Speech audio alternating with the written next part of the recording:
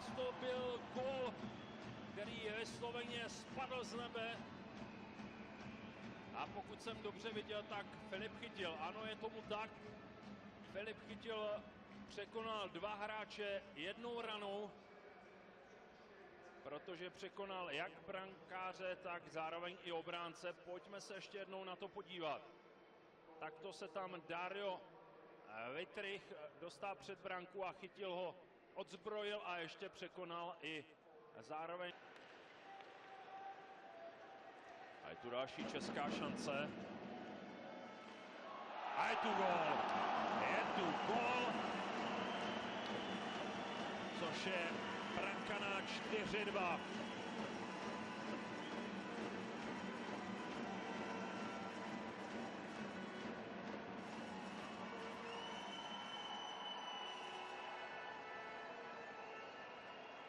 Ještě si počkáme na potvrzení gólu, ale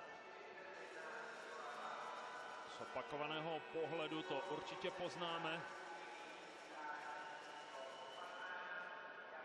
Je to hráč číslo 15 na týmu Lincoln Stars. Určitě bychom byli velmi rádi, kdyby měl více práce. A pozor, teď je to skutečností a branka je na světě. Tak tady je hned veselý střela Spojených států a znovu šance. Dokonce 4-1, Kvasnička a gól! Tak tady je znovu vyrovnáno a Filip Chytil dává na 2-2. Krásná akce českého týmu, po kterém jeli čeští hráči 4-1 a to už by byl hřích, aby z toho branka nebyla.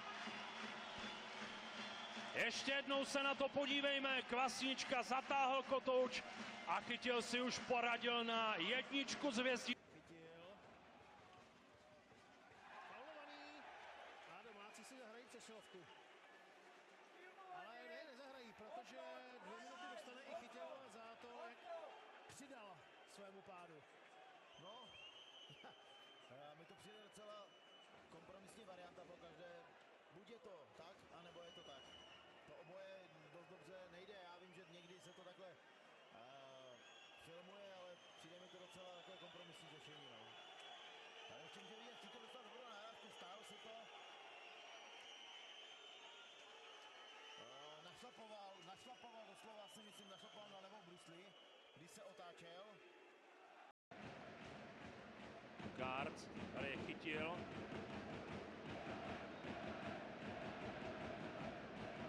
Tomu Bukárc a jeho kličky a je to gól.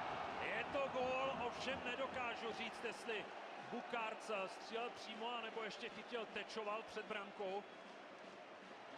To se dozvíme za pár málo okamžiků, možná už z opakovaného záběru.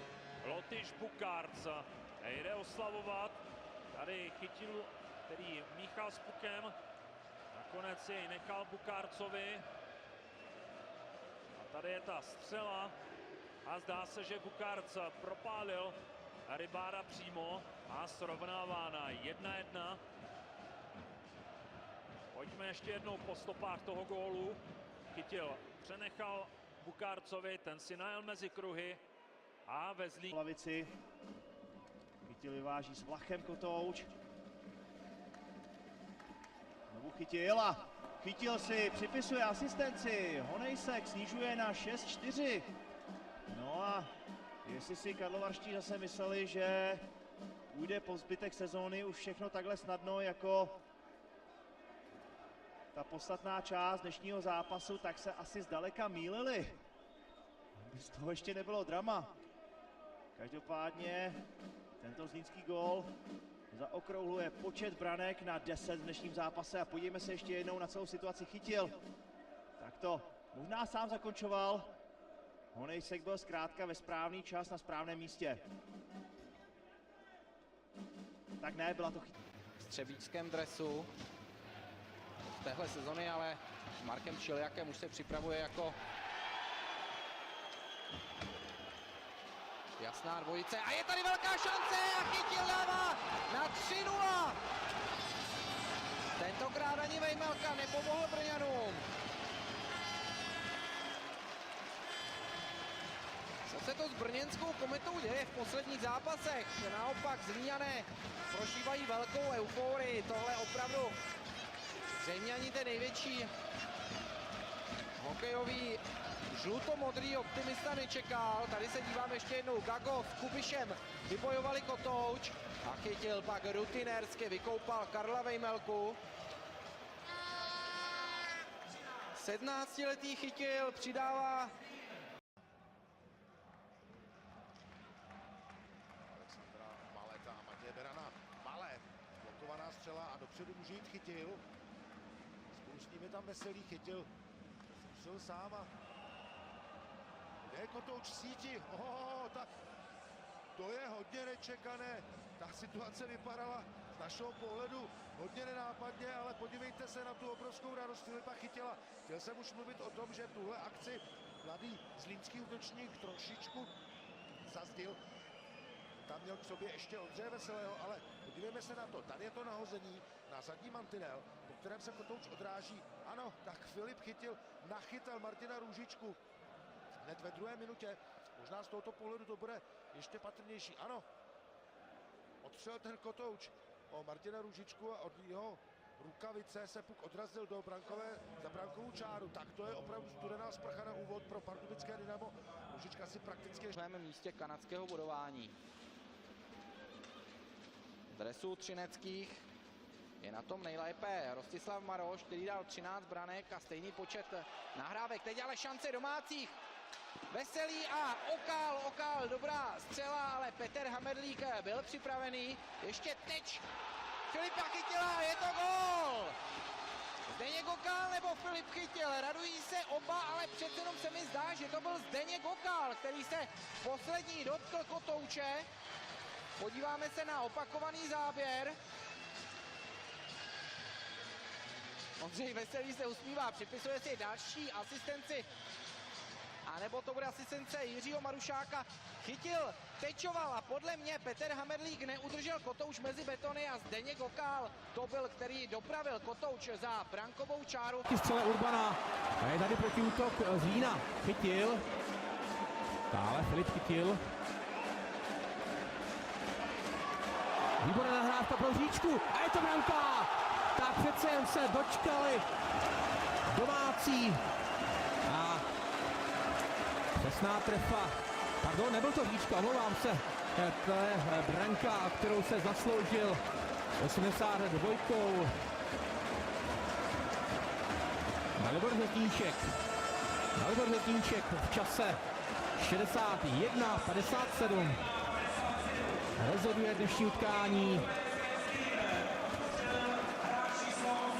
Je to tak? Dalibor Řetíček. A proti němu Kukumberg.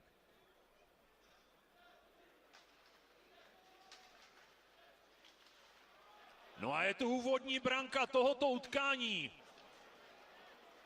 Mladý Chytil se zapisuje mezi střelce. Starší dorostenec Filip Chytil otevírá skóre tohoto utkání. Pojďme se podívat ještě jednou, tak to dával Říčka. Chytilovi se tam ještě odrazil ten Kotouč. No a rázem je to... Honzíkem.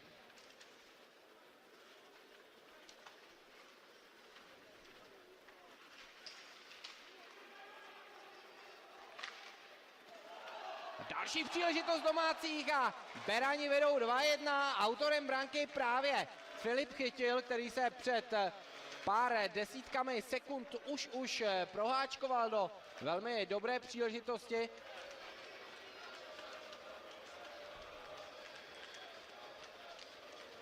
Tak čtvrtá branka pro tohoto věkem zatím staršího dorostence, o kterého už údajně projevili zájem i v zámoří. Mluví se o